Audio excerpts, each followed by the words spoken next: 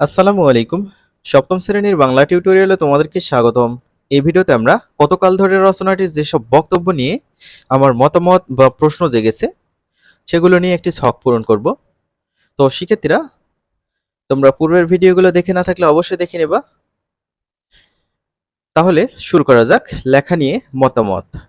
কতকাল ধরে রচনাটির যেসব বক্তব্য নিয়ে তোমার মতামত রয়েছে বা মনে প্রশ্ন জেগেছে তার নিচের ছকে লেখো। ছকের প্রথম কলামে কতকাল ধরে রচনায় যা আছে সেগুলো লিখতে হবে। দ্বিতীয় কলামে আমার মতামত ও জিজ্ঞাসাগুলো লিখতে হবে। তো চলো আমরা এটি সলভ করে ফেলি। তোমরা যারা এখনো চ্যানেলটি সাবস্ক্রাইব করো নাই, চ্যানেলটি সাবস্ক্রাইব করে রাখবে পরবর্তী ভিডিওগুলো পাওয়ার জন্য।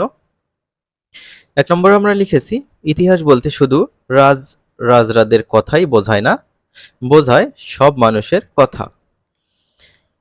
আমার মতামত ও জিজ্ঞাসা, এখানে লেখা হয়েছে হ্যাঁ, আমি এই বিষয়টির সঙ্গে একমত।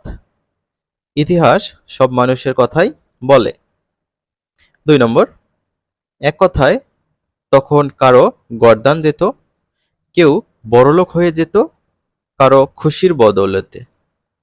আমার মতামত ও জিজ্ঞাসা, এখানে লেখা হয়েছে হ্যাঁ, সে সময়ে রাজাবাদশারা যা খুশি তাই করতেন, তাদের কথাই ছিল আইন। এমনটা সাধারণ মানুষের জন্য সুখকর ছিল না। আমি আশা করছি তোমরা এটি বুঝতে পেরেছো। খুবই সহজ একটি ছক। আমরা পরবর্তীতে যে ছক বা প্রশ্নগুলো পাবো সেগুলো নিয়ে হাজির হব। তো শিক্ষার্থীরা ভালো থাকবে। পরবর্তীতে দেখা হবে। আল্লাহ হাফেজ।